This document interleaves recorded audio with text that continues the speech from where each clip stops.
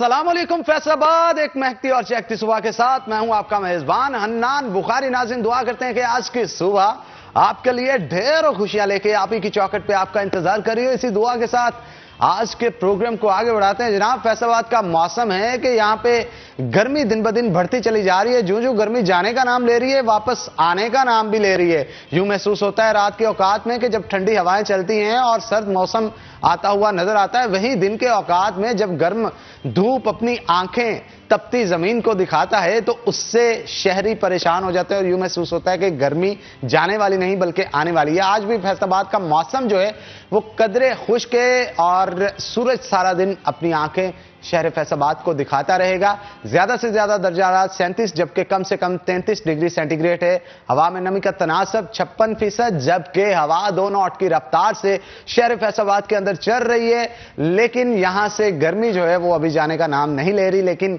महकमा मौसमियात का यह भी कहना है कि आने वाले दिनों के अंदर गर्मी की शिद्दत में कमी आएगी और सर्द मौसम हल्के हल्के धीमे धीमे आहिस्ता आहिस्ता शहर फैसलाबाद में दाखिल हो जाएगा। इसी उम्मीद के साथ जनाब हमारे शहरी जी रहे हैं और हम भी जी रहे हैं, क्योंकि सर्द सुबह की गर्मा गर्म चाय को कौन मिस नहीं करता।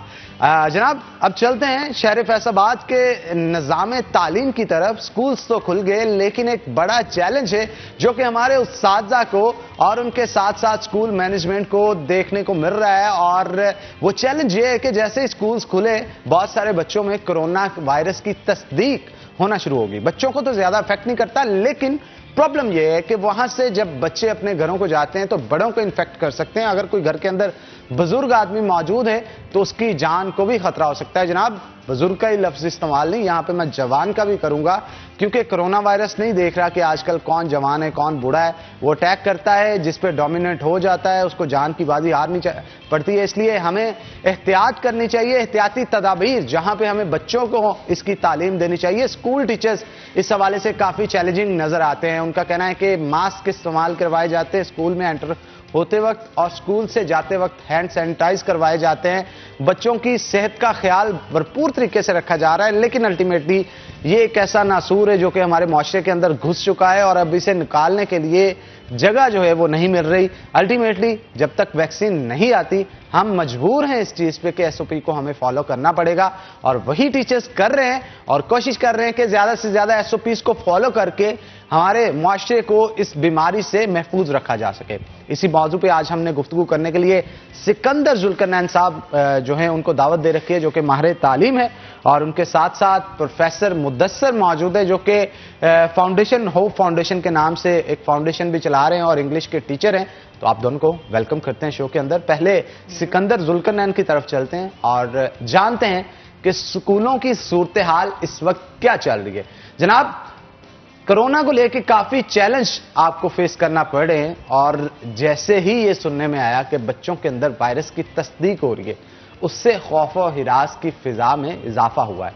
उस फिजा में इजाफा होने की वजह से जहां बच्चे परेशान हैं, टीचर्स परेशान हैं, घर वाले उससे ज्यादा कॉन्शियस हैं और उससे ज्यादा परेशान हैं कि बच्चों को अभी स्कूल भेज रहे हैं। इतनी जानलेवा मर्ज है जो कि उनको लाहक हो जाती है।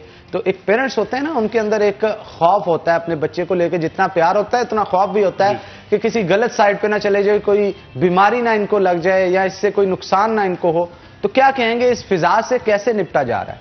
जी, बिस्मिल्लाहिर्रहमानिर्रहीम। बहुत शुक्रिया नान, आपने बड़ा जामे तारफ करवाया इस हवाले से। तो जो तशवीश आपकी है वही पेरेंट्स की है, वही असातिज़ा की है।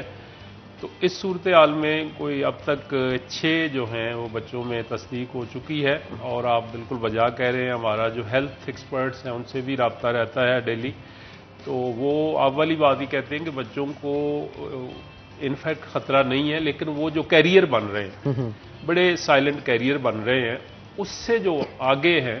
मसलन मैं आपको बताऊं कि हमारा एक स्कूल है, गर्ल्स स्कूल अलीपुर बंगला, ये खुरड़ियाँ वाला जड़ा वाला के दरमियान अलीपुर बंगला है, पहले इसका पुराना नाम था। वहाँ गर्ल्स हाई स्कूल है। वहाँ का एक मुलाजिम जो है उसकी 30 साल उम्र थी, तो वो बेचारा एक्सपायर हो गया ये जब कोरोना चल रहा था उसमें। तो जवानों को भी तो वो महफूज नहीं है। अच्छा, अब हमने करना क्या है, ये है असल चैलेंज। तो मैं बताऊं कि जब से ये तालीमी इदारे दुनिया में बने हैं, अगर आप ओल्डेस्ट यूनिवर्सिटी का जिक्र करेंगे जो आज भी है दुनिया में, तो मराकश के शहर फैज़ में है, और वो 859 ईस्वी में बनी थी, जो आज भी यूनिवर्सिटी चल रही है। अल अज़हर यूनिवर्सिटी के बारे में सारे लोग जानते हैं, 931। वैसे क्या डिसिप्लिन होगा वहां पे, जी। और पढ़ने वाले क्या खुशकिस्मत होंगे, और दुनिया की कदीम तरीन यूनिवर्सिटी के अंदर पढ़ के आते हैं, और मेरा ख्याल वहां पे मेरिट, वहां पे माहौल, एनवायरनमेंट, उस्तादा बेहतरीन होंगे, लर्निंग वाला माहौल होगा। और ये दूसरी कदीम तरीन यूनिवर्सिटी अल अज़हर है, 971 ईस्वी की। अच्छा, आपने भी माशाल्लाह बड़े ब्रिलियंट स्टूडेंट हैं, आप माहौल को समझते हैं। हमारी जो एजुकेशनल ट्रायंगल थी ना, मैं खास इशू की तरफ आपकी तवज्जो दिलाना चाहता हूं, नाजरीन की भी।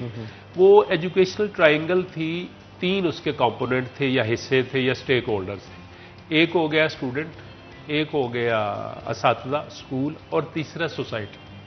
इन्हीं को हम देखते थे जब भी एजुकेशन की इंप्रूवमेंट के लिए हम काम करते थे, इन तीनों को ही सामने रखते थे।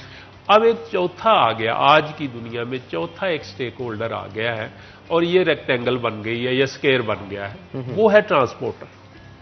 नहीं, खास तौर पर पेरेंट्स से या असातिज़ा से मैं रिक्वेस्ट करना चाह रहा हूँ, उस जमाने में अभी आपने बात की है कि उस जमाने में क्या माहौल होगा। वहां तो ट्रैवलिंग थी नहीं, कोई गाड़ी मोटर नहीं थी, पक्की सड़कें नहीं थी, मैक्सिमम क्या था, हॉस्टल में लोग रहते। ट्रैवलिंग माइनस आप कर दें, लेकिन आज का जो तालीमी इदारा है, वो स्कूल है, कॉलेज या यूनिवर्सिटी है, वहाँ ट्रैवलिंग आपको पता ही है। वो जो हमारे दोस्त हैं जो कन्वेंस की सर्विसेज प्रोवाइड कर रहे हैं ना, उनकी बहुत ज़्यादा जिम्मेदारी बढ़ गई है कि वो हमारे SOPs को कैसे मेंटेन रखते हैं। अब हम बाकी सारी स्कूल में अल्हम्दुलिल्लाह जो गवर्नमेंट ने हमें गाइडलाइन दी है, हम बहुत हद तक, यानी हमारा मिशन ही ये है। मैं खुद क्लासों में जाके जो हमने हेड्स को ट्रेनिंग दी, उसमें कहा कि पहली प्रायोरिटी आज है कोरोना से बचाओ, कोरोना का फैलाव रोकना। दूसरी तरजीह हमारी एजुकेशन है, पहले जान की हिफाजत है। लेकिन वहां हनान, मैं आपको बताऊं कि जो ट्रांसपोर्टेशन है, कन्वेंस सर्विसेज है ना, वहां SOPs पे अमल नहीं हो रहा। तो हमें सारे लोगों को, पेरेंट्स को, वो जो अब वो ज्यादातर अनपढ़ लोग हैं, जो रिक्शे वाला है, जो वैन वाला है, तो ये मेरे लिए मतलब मैंने बड़ी कोशिश की है कि कैसे, अब वहाँ आपने वो पिक्स भी देखे होंगे, फुटेज देखे होंगे, बच्चे ऐसे लटके हुए हैं, और वो 6 फीट का जो डिस्टेंस है वो तो है ही नहीं। तो उनको गवर्नमेंट भी कुछ बताए, और हम तो बताने की कोशिश कर रहे हैं, और पेरेंट्स कोशिश करें। जैसे आपने बताया कि हर वालिदैन ही अपने बच्चों को बहुत प्यार करते हैं, तो ये ट्रांसपोर्टेशन वाला जो मसला है ना, ये SOPs की खिलाफ वर्जी हो रही है। और ये हमारा जो पॉइंट है ना, ये एस्पेक्ट है जो हमारी एजुकेशन का, वो बहुत ही मेरे लिए तो वो परेशान कुन है। उसको हम कैसे करें? या तो पेरेंट्स अपने बच्चों को खुद लेके आए। जो वैन में, रिक्शे में आपने हालत तो देखी हुई है, तो वहां SOP पे अमल नहीं हो रहा। यहां हमें कुछ ना कुछ करना पड़ेगा। अगर वो ना हुआ तो हमारी सारी जो इदारों के अंदर हमारे जो SOPs है ना, उनका फिर क्या फायदा होगा? बच्चा सुबह आ रहा है, वो सारा वो, अच्छा मास्क जो है वो अच्छी चीज है, मैंने देखा घरों से वो बच्चे पहन के आ रहे हैं। लेकिन वहां अगर हम कुछ करने में कामयाब हो जाएंगे कन्वेंस के मामले में, तो मैं समझता हूं कि वहां हमने असातिज़ा की जिम्मेदारी, क्लासेस आदि आपको पता है कि ऑड इवन नंबर आ रहे हैं। एक क्लास एक दिन आती है, आधा उसका पोर्शन, दूसरे दिन उसका दूसरा पोर्शन आ रहा है। वहाँ है, हम गेट के ऊपर रोशनी करते हैं, थर्मल वो गन्स हमारे पास है, टेम्परेचर करते हैं। जो बच्चे को हल्का सा भी या एम्प्लाई को हल्का सा भी वो है ना, उसको हम घर भेज देते हैं। और वहाँ हमने स्पेशल कमरा ईयर मार्क किया हुआ है कि फौरी तौर पर अगर वो दूर है, घर नहीं जा सकते, उसे उधर बिठा देते हैं। बिल्कुल, आइसोलेशन उस वक्त करनी चाहिए और जरूरत भी होती है। कोरोना वायरस हो ना हो, जब तक इस चीज की तस्दीक नहीं होती, आपको एहतियाती तदाबीर जो है वो इख्तियार करनी चाहिए। मुदस्सिर साहब भी हमारे साथ मौजूद हैं, होप फाउंडेशन चला रहे हैं। इस फाउंडेशन का काम यह है कि जितने भी ऐसे बच्चे जो कि माशरे के अंदर किसी ना किसी वजह से तालीम ना हासिल कर पाए या आवारागर्दी का शिकार हो जाएं, तो उनको किसी ना किसी तरीके से इस सर्कल के अंदर ला के स्टडीज जो है वो करवाई जाती है। यही नहीं बल्कि खास तौर पे एक एंटी नारकोटिक्स एक्टिविटी जो है इनकी तरफ से परफॉर्म की जाती है। वो ये कि स्कूल और कॉलेजेस के बच्चे जो कि मंशियात की तरफ लगते हैं या सिगरेट्स पीते हैं, उनको हटाने के लिए भी तालीम और तरबियत इनकी जानब से दी जाती है। और ये बहुत अच्छी चीज है और मौजूदा दौर के लिए एक इंपॉर्टेंट फैक्टर, अगर मैं इसे कहूं तो गलत नहीं होगा। अगर ये चीज बहुत सारे लोगों की तरफ से शुरू कर दी जाए, तो वो वक्त दूर नहीं जब हम फैसलाबाद को मंशियात से, जवान नस्ल से दूर लेके जा सकते हैं। तो मुदस्सर की तरफ चलते हैं। मुदस्सर, क्या कहेंगे आप? होप फाउंडेशन की बात की जाए अगर, तो किस तरह का काम कर रही है और अब तक अपने काम के अंदर कितना कामयाब हो चुकी है? Bismillahirrahmanirrahim. First of all, I would like to thank you very much for having me in your program. So, hope foundation basically हमने 3 years बैक समंदरी से स्टार्ट किया था। कुछ दोस्त अहबाब थे हमारे साथ, उन्होंने मिलकर, हमारा फोकस ये था कि वो बच्चे जो स्कूल जाना चाहते हैं लेकिन उनके लिए अपॉर्चुनिटी प्रोवाइड नहीं हो रही, मतलब उनको अपॉर्चुनिटी नहीं मिल रही, या उनके फाइनेंशियल इश्यूज़ हैं या इस तरह। हमारा पर्पज़ ये था कि हम मतलब एक टीचर हायर करें, उस टीचर को मतलब कहें कि वहाँ जहाँ पे फिजिबल हो कि वहाँ पे जाके उनको उन बच्चों को पढ़ा सकें। और इवन बहुत सारे जब हम गए तो बहुत सारे पेरेंट्स थे, वो विलिंग थे, वो कहते थे कि ये बहुत खुशाइन चीज़ है, किस तरीके से हमारे बच्चों में मतलब जो है बेसिक्स वो सीख जाएंगे, मोरालिटी सीखेंगे और बहुत सारे जो गलत कामों की तरफ जाते हैं वो बच जाएंगे। तो उनको इवन के मीन कि ये उनके लिए फर्स्ट एक चीज़ थी जिससे वो कुछ गेन कर सकें। तो उसके बाद वो कहते हैं कि जी हमने यहाँ तक रुकना नहीं है, हमने नेक्स्ट भी करना है। ये वो बच्चे जो मतलब स्कूल लाइक वैगाबाउंड्स, वो बच्चे जो टेंट हाउसेस में रहते हैं, वो बच्चे जो ऑर्फन्स हैं, वो बच्चे मतलब जो तलीम हासिल करना चाहते हैं, जो घरों में काम करते हैं, बहुत लाख जो है शॉप्स पे काम करती है, घरों में काम करती है, जब वो फ्री होते हैं मतलब तब उनको हम कहते हैं कि जी आप एक प्लेटफॉर्म पर आएँ और वहाँ पर बैठ के हम एक टीचर हायर करते हैं और आप हमारे साथ चलें, तो हमारे पास पढ़ें, हम टीचर आपको पढ़ाते हैं। तो इस तरीके से क्या होगा कि उनको थोड़ा सा मोटिवेशन होगी, उनको पता होगा कि पढ़ना है और हमारा पर्पज़ ये है और हमने आगे बढ़ना है। उनको टीचर जो है मोटिवेट करेगा कि हम अपनी ज़िंदगी में आगे कैसे बढ़ सकते हैं। ये उनका फर्स्ट मतलब मेन प्रायोरिटी है, ताकि वो इनिशियल लेवल पर थोड़ा सा उनकी मोरालिटीज़ के लिहाज से उनको एथिक्स सिखाई जाए उनको, ताकि वो बहुत सारे लोग जो बच्चे ऐसे होते हैं जो मैट्रिक भी नहीं कर पाते और वो नेगेटिव एक्टिविटीज़ में लाइक रॉबरिंग या मतलब किडनैपिंग इस तरह की चीज़ों में इन्वॉल्व हो जाते हैं जब उनको प्रॉपर जॉब्स नहीं होती। तो हमारा बस यह टेक्निकल एजुकेशन प्रोवाइड करना, फर्स्ट मैट्रिक कर लें, मैट्रिक करने के बाद हम उनको टेक्निकल एजुकेशन प्रोवाइड करें ताकि वो भी एक माशरे का फाल मेंबर बन सकें। ये हमारा मतलब उन बच्चों के लिए जो बच्चे आगे नहीं पढ़ सकते, अफोर्ड नहीं कर सकते, मिनिमम मैट्रिक एंड देन कोई ना कोई टेक्निकल एजुकेशन, ताकि वो भी मतलब हमारे माशरे में अपने आप को स्टैब्लिश कर सकें, वो भी एक फाल मेंबर बन सकें और हमारे माशरे में जो बुराइयां हैं मतलब नेगेटिविटीज़ हैं उस चीज़ को मिनिमाइज या एलिमिनेट किया जा सके। बिल्कुल आप ठीक कह रहे हैं। इंग्लिश के आप टीचर हैं और डीपीएस और जीसीयूएफ में भी पढ़ा चुके हैं। क्या कहेंगे इंग्लिश के सब्जेक्ट्स में लेके काफ़ी परेशान होते हैं पेरेंट्स के, बच्चा इंग्लिश ठीक तरीके से सीख नहीं पाता। और हमारे सिलेबस की बात की जाए तो बुक्स जो 9वीं और 10वीं की हैं उनको इंग्लिश में किया जा रहा है, सब्जेक्ट्स जो हैं वो इंग्लिश में रखवाए जा रहे हैं। उसकी वजह से बहुत सारे बच्चों को प्रॉब्लम्स भी आ रही हैं, क्योंकि और उसके साथ साथ गवर्नमेंट टीचर्स को भी बहुत सारी प्रॉब्लम्स आ रही हैं। उसकी वजह यह है कि बहुत सारे उस्ताद जो पढ़ के आए थे उन्होंने वो निज़ाम तालीम नहीं पढ़ा था जो कि इस वक्त राय में, और वो खुद नहीं पढ़े हुए तो बच्चों को किस तरह से पढ़ाएंगे।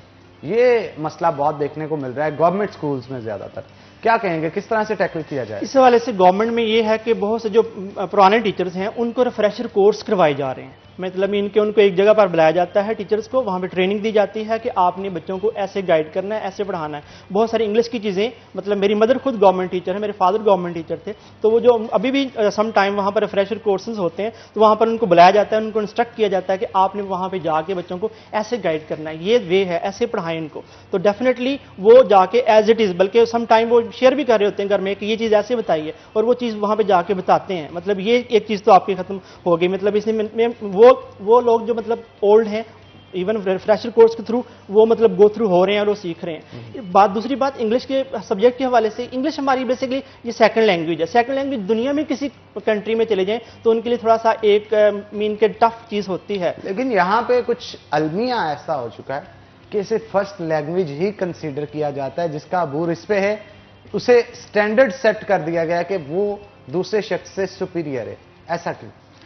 बेसिकली लैंग्वेज जो है वो हेजमनाइज्ड होती है, वो कल्चर बेस्ड होती है। मतलब ये इंग्लिश लैंग्वेज है, रिच लोगों की लैंग्वेज है, रिच कल्चर की लैंग्वेज है, जिसकी वजह से क्या होता है कि हमारा एक मतलब माइंडसेट बन गया हुआ है कि जब तक हमें इंग्लिश नहीं आएगी सो हम मतलब अपने आप को एक एजुकेटेड पर्सन जो है प्रूव नहीं कर सकते। बिल्कुल आप ठीक कह रहे हैं। सिकंदर साहब से भी मैं इस हवाले से पूछना चाहूंगा।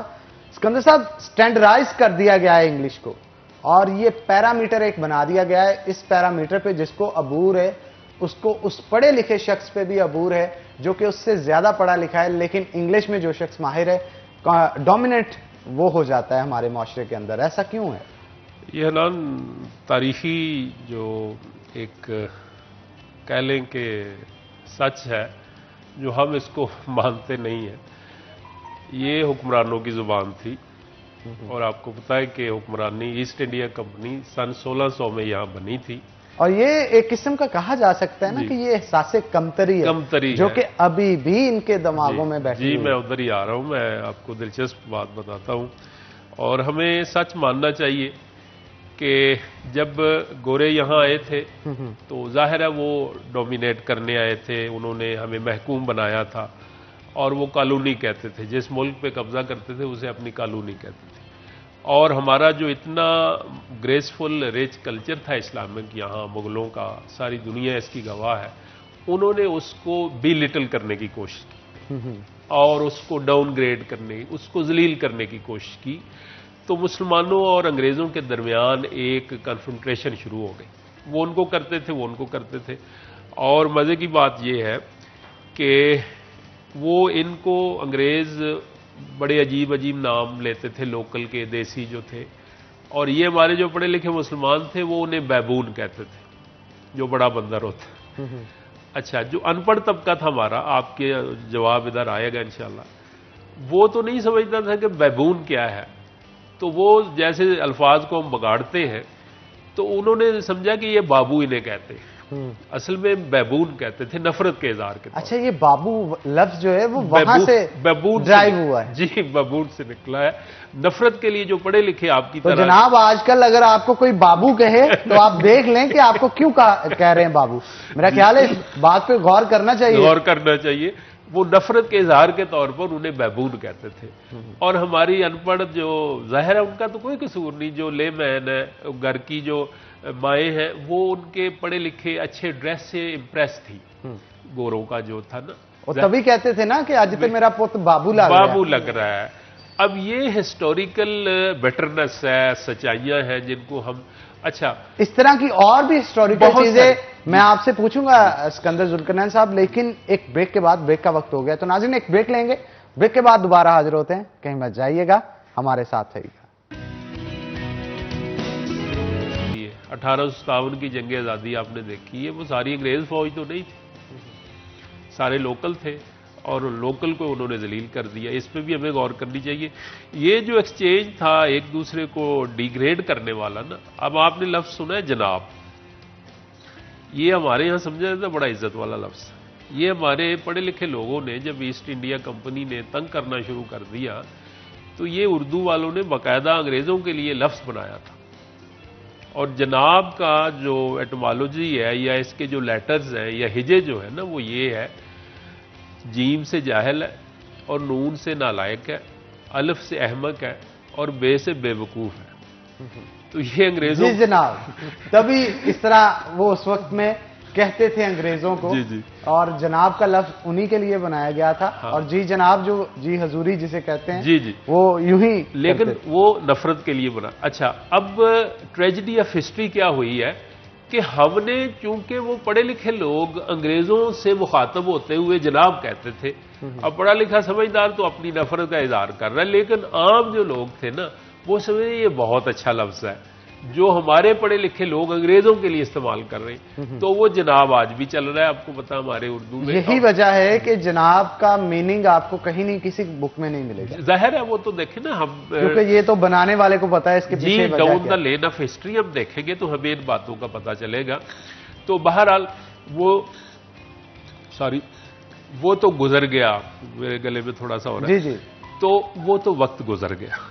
हमें माजी को याद इतना रखना चाहिए कि हम कहते हैं, जब तारीख की बात करते हैं ना, वो स्टोरी ऑफ द पास्ट है, लेकिन महज simple story of the past नहीं है, वो लेसन ऑफ टुडे है।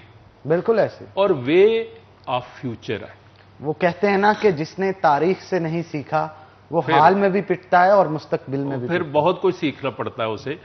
तो ये हनान जो हमारी एक टसल उनके साथ चलती रही ना, उनकी अच्छी बातें हमने भी उस खाते में बुला दी। यानी आज आप ये पंजाब का नहरी निज़ाम देखें, मैं सिर्फ मिसाल आपको देना चाहता हूँ ये पंजाब का नहरी निज़ाम जो था, उन्होंने जब पंजाब पे कब्जा किया 1849 उससे अनवर्ड उन्होंने, और हमारे फैसलाबाद में बड़ा नहरी निज़ाम है, पंजाब का जो बड़ा नहरी निज़ाम है उसमें ये पंजाब है। वो मेहनत जो थी, ये सारी जो नहरें हैं वहां कोई क्रेन नहीं थी, कोई ट्रैक्टर नहीं था, ये अंग्रेजों ने हाथ से, कस्सी से, वो दाबड़े से, वो खच्चर से, गदे से ये निकाली। और उस जमाने में ये सादा नहर निकालनी नहीं थी, इसमें इतने बड़े दरख्त थे, पहले उनको उखाड़ना, उनको रिमूव करना, उसके बाद ये चीजें हमने, जो मेहनत का उधर था ना कॉन्सेप्ट उनके यहाँ के, ये रेलवे ट्रैक आपको पता है हमें मिला है उन्होंने उस जमाने में, क्योंकि मेरा तो सब्जेक्ट हिस्ट्री है।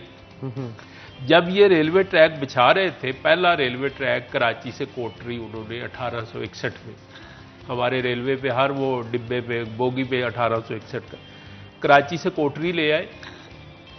बिजली नहीं थी, उनके पास वेल्डर का कोई सिस्टम नहीं था। ये इतना बड़े जो गर्डर है, वो ट्रैक आपने सारे हमारे नाजरीन ने देखे, उनको कूट कूट के, लोहे को गर्म करके कूट कूट के वो सारा कुछ बनाया गया है।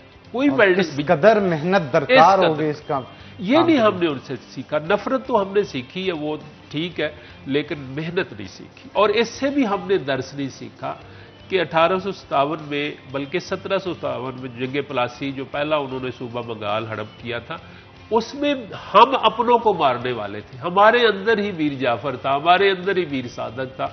और आज भी यही हो रहा है कि अगर हमारे अंदर हिम्मत हो, इकट्ठ हो, एकता हो, तो बाहर से तो हमें कोई नुकसान नहीं। ये चीजें थी जो हम बुला बैठे हैं।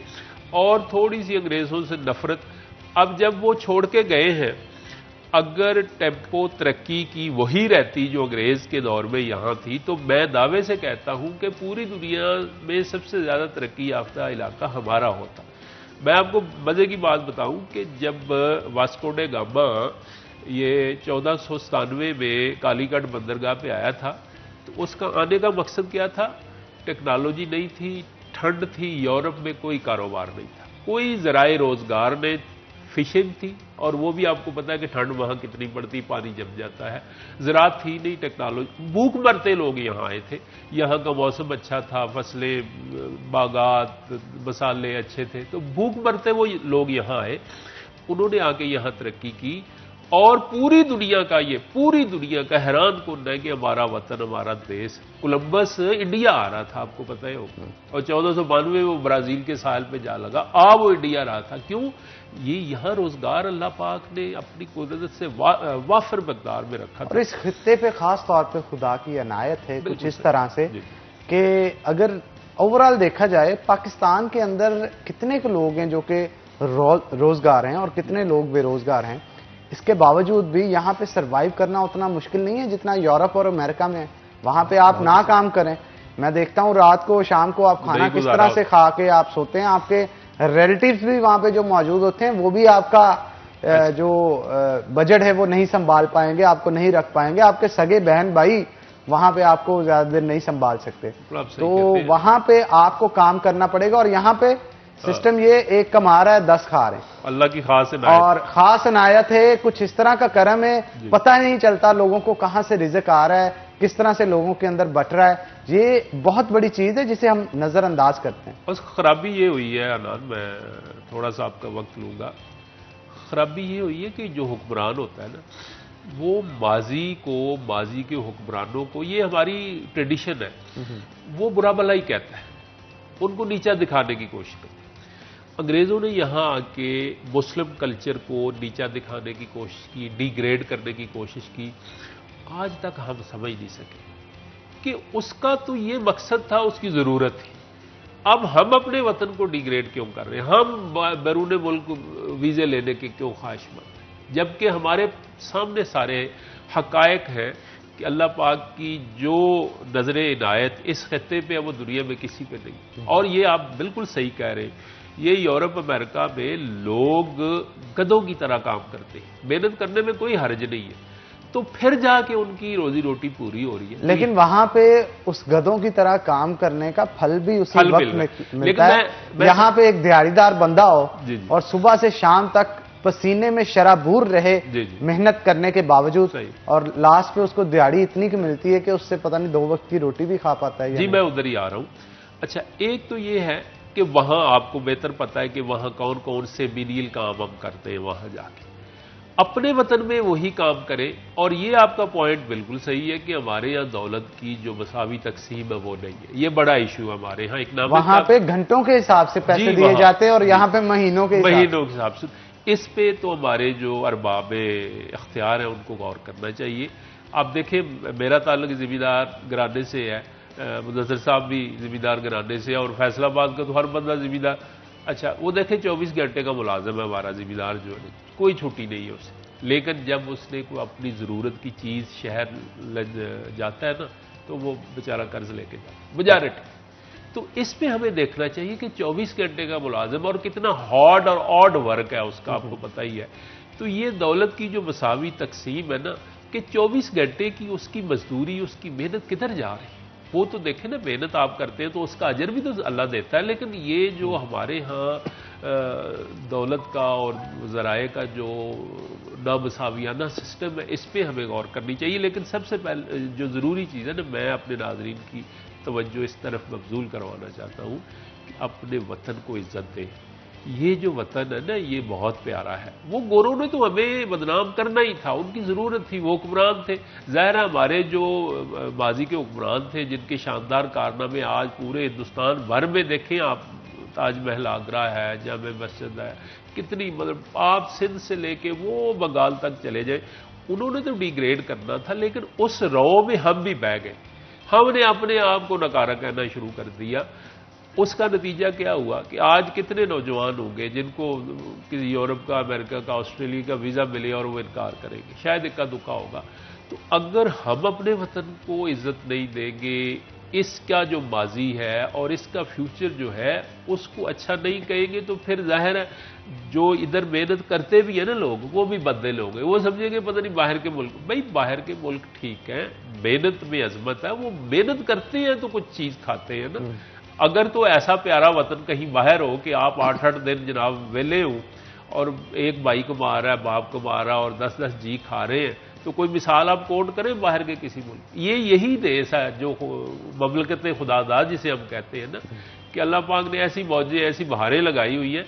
हमारा ये कसूर है कि हमने यहाँ अपने देश की बात नहीं करनी चाहिए थी। अब बाहर की मिसालें हम देते हैं ना, काश हम अपनी मिसाल भी दे सके कि ये जो प्यारा वतन है, ये जो नहरी निज़ाम है, दुनिया में कहीं भी नहीं है। अब हम निकम्मापन किधर है, उसको संभाल नहीं पा रहे, उसका बेटर मैनेजमेंट नहीं कर रहे। पानी का वसाइल हैं, जो सोर्सेज हैं, सिर्फ पाकिस्तान ऐसा, पाकिस्तान तो बहुत अच्छा मुल्क है, हमारी नालायकियाँ हैं, सिर्फ 9% पानी हम स्टोर कर पा रहे हैं। दुनिया का बेहतरीन नहरी निज़ाम में सिर्फ 9%। बिल्कुल आप ठीक कह रहे हैं। मुदस्सिर की तरफ भी चलते हैं। मुदस्सिर, क्या कहेंगे, हमारे नौजवान जो नस्ल है, क्रिएटिविटी इनके अंदर पैदा नहीं की जाती, इस हवाले से क्या कहेंगे आप? बेसिकली ये है कि नौजवान नस्ल को प्रॉपर अपॉर्चुनिटीज़ नहीं हैं। हमें मतलब ऐसा कि कोई ऐसी चीज़ स्टार्ट करनी चाहिए ताकि जहाँ से जो है नौजवान नस्ल एक ऐसे प्लेटफॉर्म पे इकट्ठी हो जाए जहां पर वो कुछ एक्टिविटीज़ में पार्टिसिपेट कर सकें। बहुत सारे, जैसे कि हम नार्कोटिक्स के हवाले से काम कर रहे हैं, तो हमारा ये फोकस ये होगा कि उन बच्चों को, कॉलेजेस या यूनिवर्सिटी के बच्चों को जाके बताएं कि ये जो आप स्मोकिंग कर रहे हैं, ये इंजोरियस है आपके लिए, ये आपके लिए नुकसानदेह है, ये आपके लिए लॉन्ग टर्म चलकर आप जो है वो बहुत आपके लिए प्रॉब्लम्स होंगी। तो हम उनको बताएंगे, प्रॉपर मोटिवेट करेंगे, तो बहुत सारे बच्चे जो हैं वो शौकिया स्टार्ट करते हैं, ठीक है, उसके बाद फिर वो एक हैबिट बन जाती है और उसके बाद फिर वो एक बिल्कुल कॉलेजेस में ये अक्सर देखने को मिलता है कि ग्रुप्स जो होते हैं स्टूडेंट्स के, वो अपने आप को थोड़ा यू बनाने के लिए सिगरेट उनका होता है कि हाथ में हो, बाइक पे जा रहे हो, थोड़ी लुक्स जो है वो जरा माचो टाइप की आए, तो इस वजह से बहुत सारे स्टूडेंट्स ये शौकिया शुरू करते हैं लेकिन बाद में हैबिट बन जाती है। बिल्कुल ऐसे ही। तो हमारा जो है उन बच्चों को गाइड करना कि बहुत सारे ऐसे बच्चे होते हैं जो स्मोकिंग मतलब कर रहे होते हैं, तो हमारा फोकस ये होगा कि उन बच्चों की तरफ जो बच्चे कर रहे हैं उन पर टीचर्स भी अटेंशन दें, जो कॉलेज इंतजामिया है वो भी अटेंशन दें, उनके पेरेंट्स भी उनके ऊपर अटेंशन दें, ताकि ये जो चीज़ है वो अपने मीन के उनसे ख़त्म की जा सके। हमारा अब ये जो हम होप फाउंडेशन के वाले से ये फैसलाबाद में हमने स्टार्ट किया है, तो हमारे साथ एक दो हमारी मीटिंग्स भी हो चुकी हैं, हम वर्क भी कर रहे हैं इसके ऊपर। तो हम चाहते हैं कि हमारे साथ और भी दोस्त अहबाब हमारे साथ शामिल हों। मुदस्सिर, ये काम आपको उस स्टेज पे करना चाहिए जहां से बच्चे शुरू करते हैं, क्योंकि अगर वो एडिक्ट हो जाते हैं उसके बाद आप जो मर्जी कहते रहें, जो मर्जी करते रहें, उनके कान पे जो नहीं रही थी। इसको अब किस तरह से टैकल करना चाहिए, एक ब्रेक के बाद देखते हैं। नाज़रीन, एक ब्रेक लेंगे, ब्रेक के बाद दोबारा हाजिर होते हैं। कहीं मत जाइएगा, हमारे साथ रहिएगा।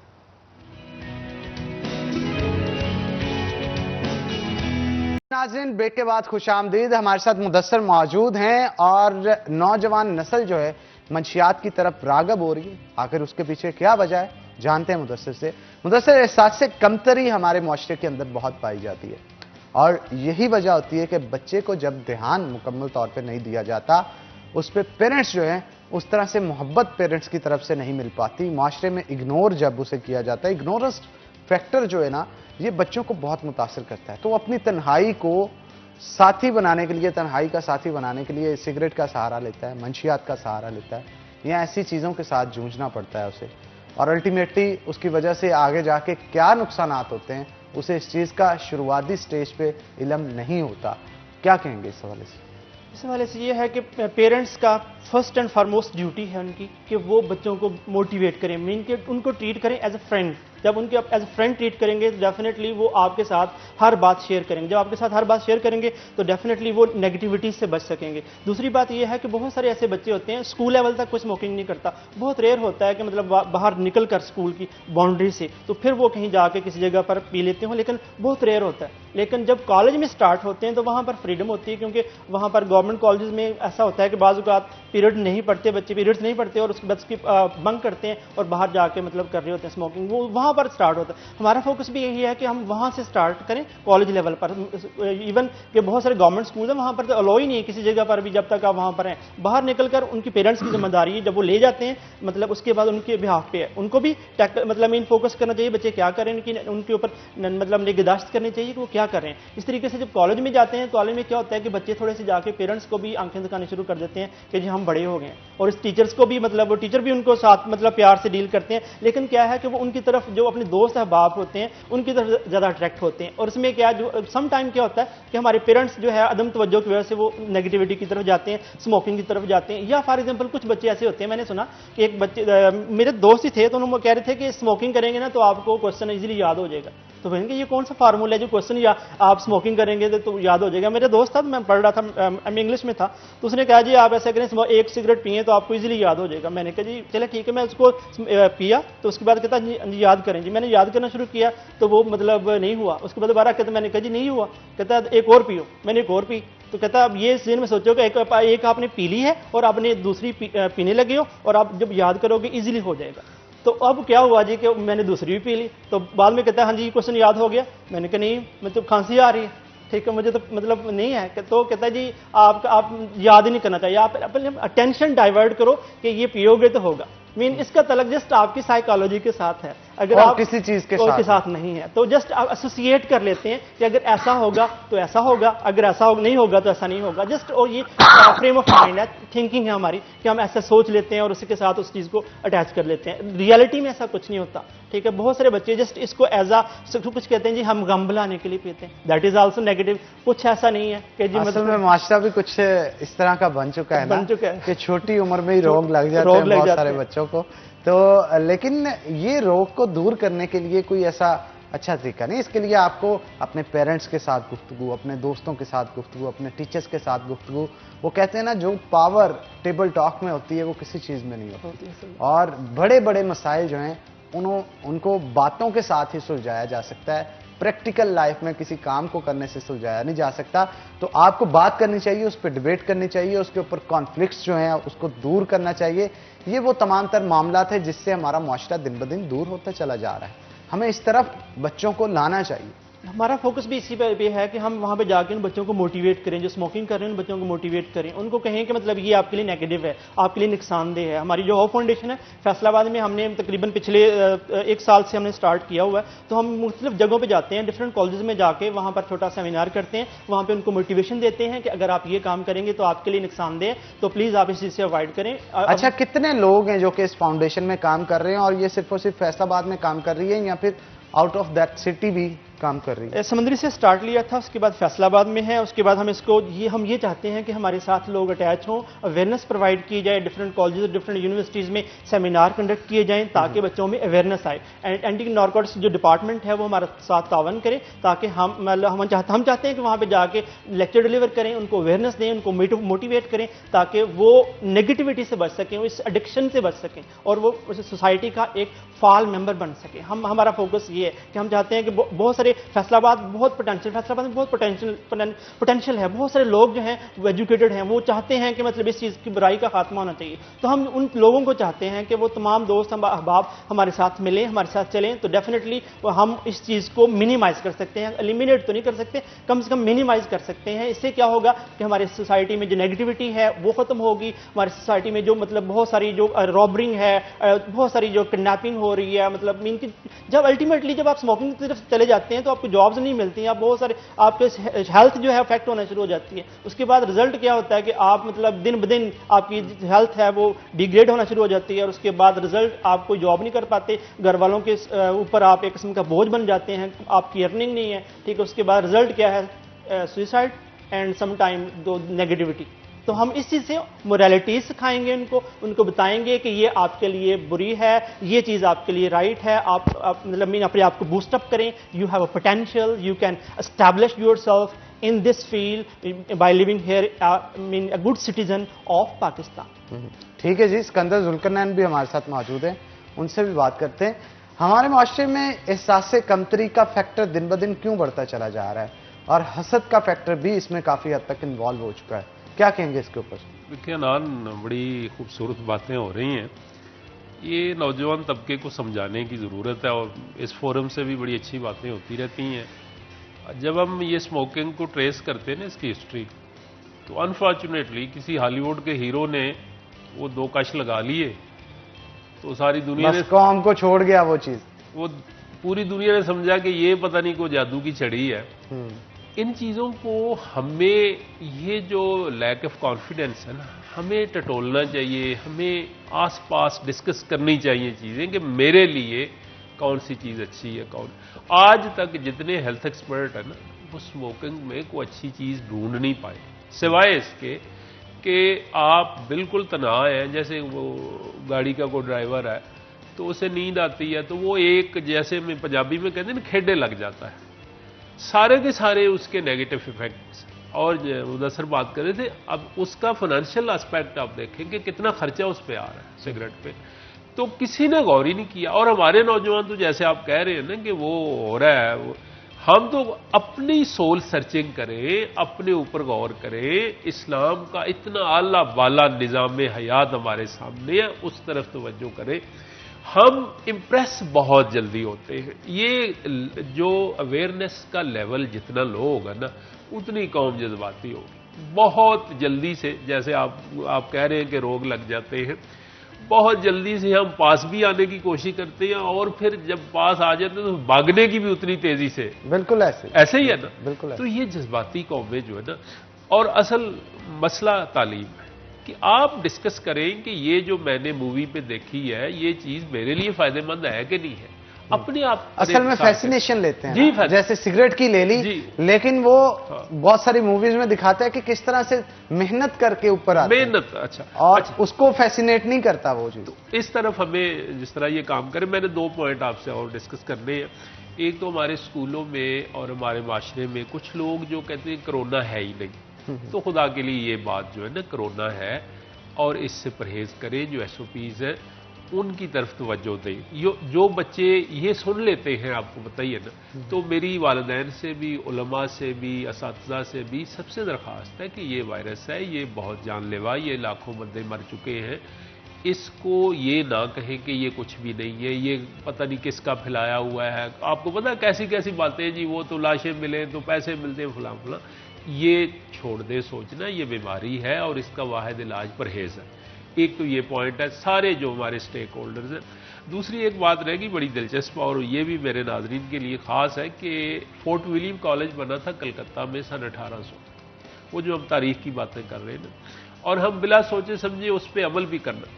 अब वो जो थिंक टैंक बना था ईस्ट इंडिया कंपनी का, उन्होंने जो स्पेन का मॉडल था कि वहाँ इस्लामी हुकूमत कैसे ख़त्म हुई थी 1492 में, वो भी स्टडी किया और यहाँ उन्होंने हुकूमत कायम करनी थी। उन्हें रेजिस्ट कौन करेंगे, उन्हें थिंक टैंक ने बताया कि जो यहाँ के बरसगीर के मुसलमानों की जो दीन इस्लाम से मोहब्बत है ना, वो रेजिस्टेंस है सबसे बड़ी। तो आप इस्लाम के जो शायर हैं, जो इस्लाम के बड़े नाम है ना, उनको नौज़बिल्ला डाउनग्रेड करो। और वहाँ ऐसे ऐसे मुहावरे बने। बज़ाहर फोर्ट विलियम कॉलेज कलकत्ता वाला जो था ना, वो उर्दू की प्रमोशन के लिए बना था, और वहाँ उन्होंने मुहावरे पता कैसे कैसे बनाए। ये जो कहते हैं ना वो कोई जैद बकर फलाना फलाना, आप ज़रा गौर करें। और खुसूसन जो असातिज़ा हैं उनसे मैं अपील करता हूँ, जैद बकर कोई आम लोग नहीं है, वो बड़े सहाबा थे, और उनके नाम से मुहावरे कैसे बन रहे हैं उनको आम लोग जाहिर करने की कोशिश की जा रही है। आपने भी सुना होगा ये मुहावरा। बिल्कुल बिल्कुल। ये बहुत बड़ी कोशिश थी कि दीन इस्लाम से हमारा जो कल्बी लगाव है ना, उसको ख़त्म। बहुत सारी ऐसी अटैम्प्ट्स हुई, उलमा को उन्होंने ख़रीदने की कोशिश की, कुछ ख़रीद भी लिए, और वो सारे के सारे क्या कर रहे थे, इतनी उन्होंने खबासत की। और मकसद क्या था कि उन एक गोरे को जब उसने कहा कि ये हमें हमारे साथ क्या करेंगे, जो बरसगीर के मुसलमान हैं हमारे साथ क्या करेंगे, आप प्रैक्टिकली बताएं। उन्होंने कहा एक मुसलमान वो नशई है, दुनिया जहां से बेगरज है, नशा करके कहीं लेटा हुआ पड़ा हुआ है ना, आप उसके कान में जाके कह दें कि फलां बंदा तेरे नबी को बुरा भला कह रहा है, तो कहता वो वहां से उठेगा, उसे दुनिया जहां की कोई होश नहीं है, और उस बंदे को तलाश करके उसका गला दबा देगा। तो ये हल क्या है कि आप शायर इस्लाम को, इस्लाम की बड़ी हस्तियां जो आला बाला हस्तियां हैं, उनको इस तरह आपने करना था। तो इस पे भी हमने कभी गौर नहीं की। हम भी यही मुहावरा यूज करते हैं, जैद बकर को आम हस्तियां नहीं। बेशक, तो वो जो हम माजी की बातें कर रहे थे, ये सारा कुछ हमारे साथ हुआ था, हम गौर ही नहीं कर सके। हम अपनी रोजी रोटी में पड़ गए। उर्दू आप देखें, बाबा उर्दू मौलवी अब्दुल हक साहब 1960 में फौत हो गए, और हमने उर्दू की तरफ, मैंने, आपने, या हमारे साथ। अच्छा, क्या कहेंगे शायर और दानश्वर जो होते हैं, उनकी जिंदगी पे अगर एक नजर डाली जाए तो बड़े ही सादा तरीके से वो अपनी जिंदगी गुजारते हैं, और उस तरह से चाम उनकी लाइफ में होता नहीं है जैसा होना चाहिए। गालिब ने, फैज ने जिस तरह से जिंदगी गुजारी, उसके ऊपर थोड़ी रोशनी डालें। ये हनान देखें, जितने दानिश्वर हैं मेरे यहाँ, तो उनका बहुत ज़्यादा अदब एहतराम है। उसकी वजह कि हर दानिश्वर के सामने एक मंजिल होती है, और वो उस मंजिल पे मुआशरे को ले जाना चाहता है। इकबाल ने रहमतुल्लाह अलैह अपने दीवान में ये बात कही हुई है कि मैं शायर नहीं हूँ, मैंने अपनी कौम को जगाने के लिए शायरी का सहारा लिया। तो आप फैज़ की बात कर ले, गालिब तो गालिब है, उर्दू शायरी का मतलब बहुत बड़ा नाम है। वो इतने सादा इसलिए होते हैं कि जो उनके सामने मंजिल होती है ना, उस मंजिल पे खुद पहुंचना, मुआशरे को पहुंचाना, उतने फोकस्ड होते हैं, कंसंट्रेटेड होते हैं कि उन्हें आसपास की वो खबर नहीं होती। आप ये जो पैगाम लेके आते हैं, हबीब जालम तो ये फैसलाबाद में रहे, कोहिनूर मिल में वो मुलाजमत करते रहे हैं, बहुत सारे लोग हैं जो हबीब जालम को देखा हुआ है। तो ना जूते की परवाह है, ना लिबास की परवाह है, सिर्फ परवाह किसकी है, गरीब की है और मजलूम की है। तो ये हमारी समझ में आता है कि अपने पैगाम की परवाह है, दूसरी जिंदगी की सहूलतें, आसाइशें, और जितने शोरा हैं, आप बहुत कम ऐसे हैं जिनका दरबार के, यानी कोर्ट से मुराद हम दरबार शाही लेते हैं, जिनका ताल्लुक चंद एक का उनसे। बिल्कुल आप ठीक कह रहे हैं, और हमारे मुआशरे को भी इस चीज पे गौर करना चाहिए। और अगर हम आज गौर फिक्र करना शुरू करते हैं तो हमारा हाल और मुस्तकबिल दोनों बेहतर हो सकते हैं। तो बहुत शुक्रिया सिकंदर जुल्करनैन आपका और मुदस्सर आपका आज के शो के अंदर आए। तो इसी के साथ नाज़रीन ब्रेक लेंगे, ब्रेक के बाद दोबारा हाजिर होते हैं। कहीं मत जाइएगा, हमारे साथ रहिएगा। फैसलाबाद शहर के अंदर एक लंबे अरसे से अदरक जो है उसने अपनी छलांग जो 600 रुपए किलो पे लगाई है, उससे नीचे आने का नाम ही नहीं ले रही। मटर और टिंडे भी डबल सेंचुरी क्रॉस कर चुके हैं और 200 से ऊपर इनका भाव जा चुका है। टमाटर और दीगर चीजें जो हैं वो भी काफी हद तक महंगी होती हुई नजर आ रही हैं। तो आज के भाव के सेगमेंट में जानते हैं कि आज के भाव के अंदर क्या क्या हमें देखने को मिलेगा, सब्जियों के रेट्स क्या क्या हैं। चलते हैं आज के भाव में।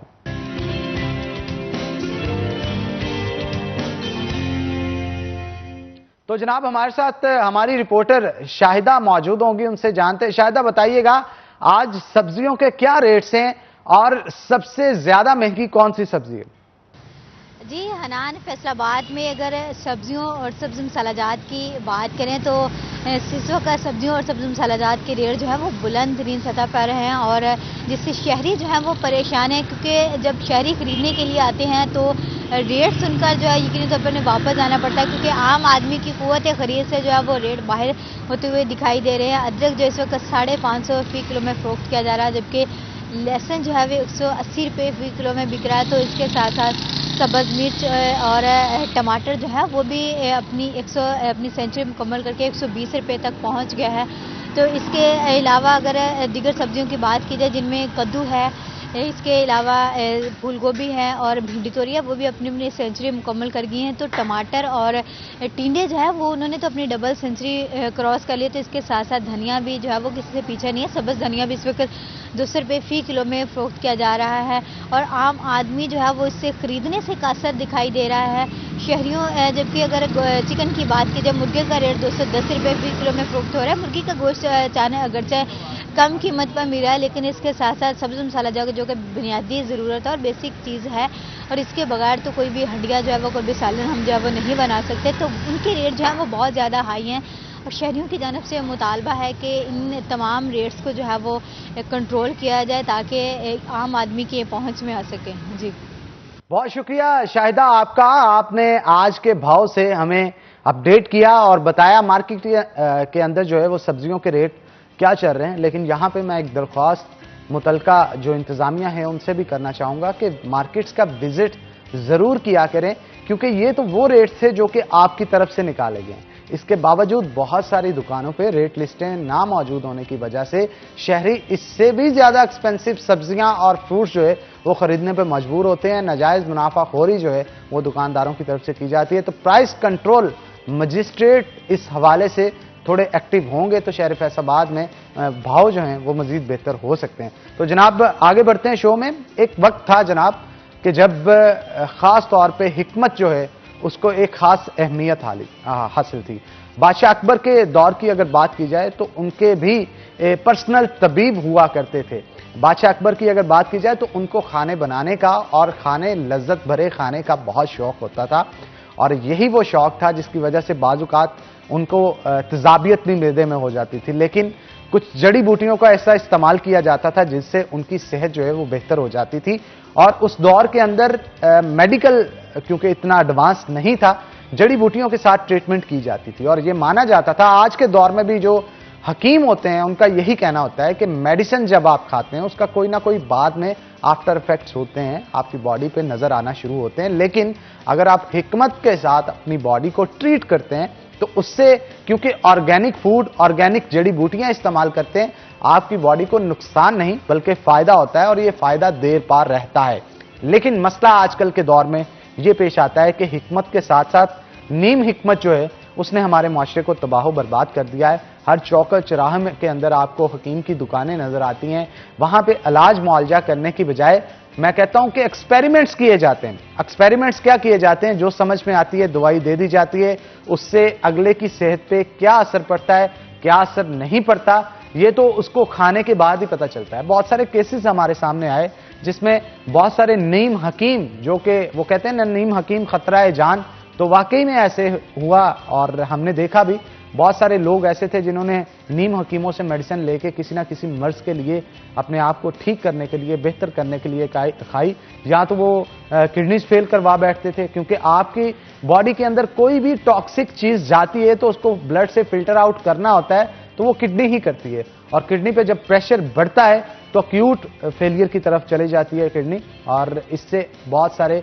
मल्टीपल इफेक्ट्स जो हैं आपकी बॉडी पे पड़ना शुरू हो जाते हैं। लेकिन अगर हिकमत ठीक तरीके से और सही इल्म के साथ की जाए तो आज भी मुस्तनद तरीके से हिकमत करने वालों की डिमांड हमारे माशरे के अंदर बहुत ज्यादा है और कोरोना के दिनों में भी बहुत सारे लोग ये कहते थे, ये मानते थे कि बहुत सारी जड़ी बूटियां ऐसी हैं जिनके अंदर कोरोना को मारने की हिम्मत मौजूद है, लेकिन हमें क्योंकि इल्म नहीं है उस बारे और हमारी एक्सेस वहां तक नहीं है, लैक ऑफ नॉलेज होने की वजह से हम बहुत सारे मामलात में पीछे रह जाते हैं। तो इल्म एक बहुत बड़ी चीज़ है और तभी ये कहा जाता है कि इल्म हासिल करो ख्वाह तुम्हें चीन जाना पड़े।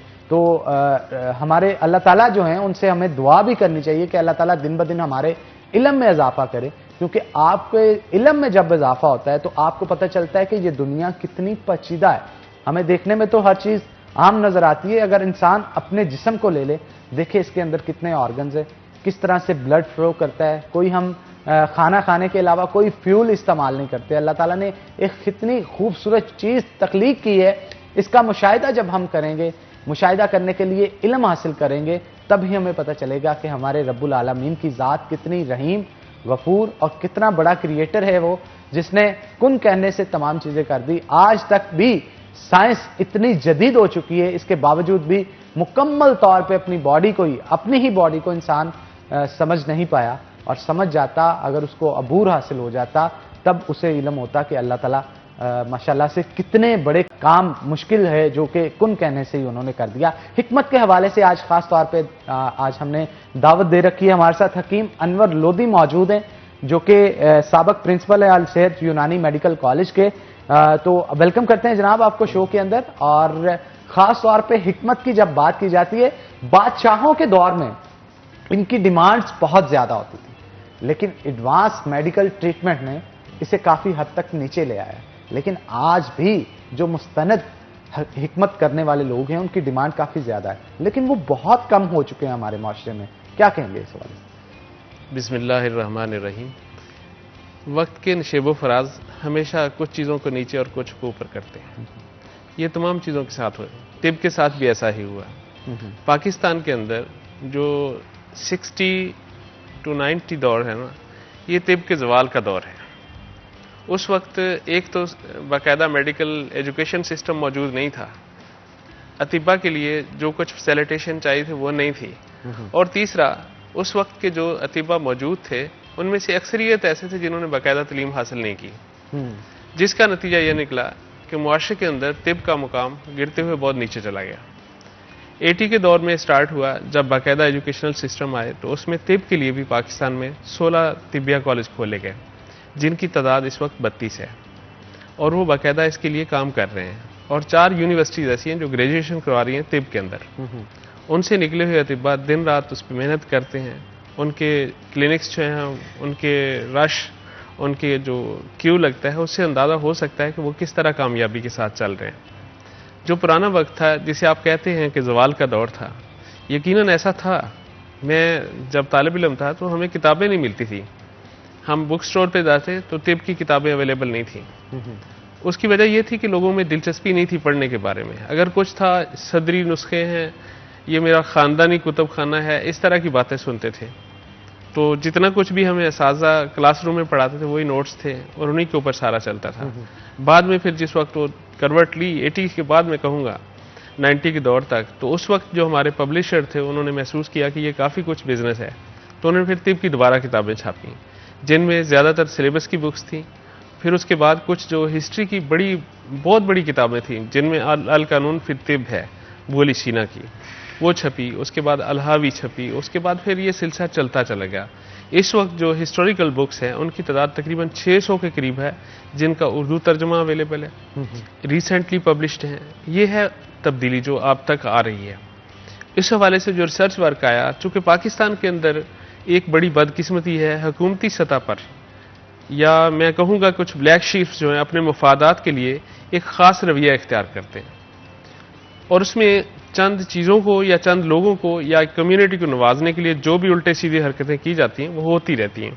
अभी रिसेंटली प्राइस कंट्रोल कमेटी आपकी स्पेशली मेडिसिन के बारे में आप मीडिया से मुतल्लिक हैं, किस कदर बड़ी चेंज आई कि जी हमने ये किया, हमने ये किया। और बिल्कुल जैसे ही कोरोना वायरस आया तो मेडिकल इंडस्ट्री के अंदर भी बूस्ट नजर आया आपको जी। अदवायात जो कि कीमतें उसकी यूं ऊपर को गई कि किसी भी शख्स के बस में नहीं रही चीजें, और बेसिक अदवायात जो जिसके अंदर आपकी इंसुलिन आ जाती है, आपके इंसुलिन के अलावा जो ब्लड प्रेशर की और शुगर की जो है वो बहुत सारी मेडिसिन उनके रेट्स काफी ऊपर गए हैं और इससे आम आदमी पे बहुत असर पड़ा है। इसी के बारे में गुफ्तगू करेंगे, लेकिन एक छोटी सी ब्रेक के बाद। नाज़रीन एक ब्रेक लेंगे, ब्रेक के बाद दोबारा हाजिर होते हैं। कहीं मत जाइएगा, हमारे साथ रहिएगा। वेलकम बैक नाज़रीन, हमारे साथ हकीम अनवर लोधी मौजूद हैं और मजीद गुफ्तगू उनके साथ करते हैं।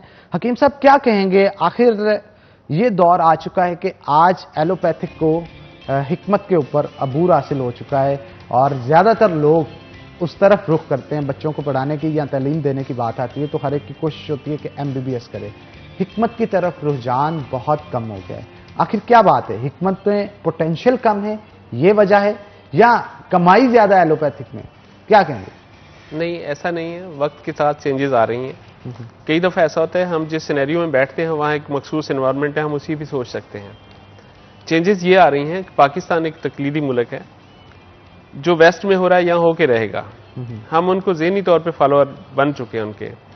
वहाँ पे जितना भी वेस्टर्न कंट्रीज, स्पेशली यूरोपीय यूनियन जो, वहाँ तो इतना वो चर्चा है, इतनी बड़ी शोहरत है उसकी कि हर जगह पे आपको नो एंटीबायोटिक्स, नो केमिकल, इस तरह के हॉस्पिटल में लिखे हुए बोर्ड नजर आएंगे। तो वहाँ पे हर्बल मेडिसिन ने रिवाज पाया। पाकिस्तानी लोगों ने वेस्ट की पैंट फटी हुई देखी, जो काम करके फटी थी, इन्होंने अपनी घिसा के फाड़ी है। तो ये चांस है कि वहाँ पे जो चेंज आई वो यहाँ भी आएगी। आज भी हमारे पास जो, मैं क्लिनिक करता हूँ, प्रोफेशनल हूँ, हमारे पास जो लोग आते हैं उनमें से अक्सरियत वो हैं जो मॉडर्न मेडिकल रिसर्च से वाबस्ता हैं या इंटरनेशनल सिनेरियो को देखते हैं, फिर वो उस तलाश में लगातार सफ़र करते हैं, यहाँ जाओ वहाँ जाओ।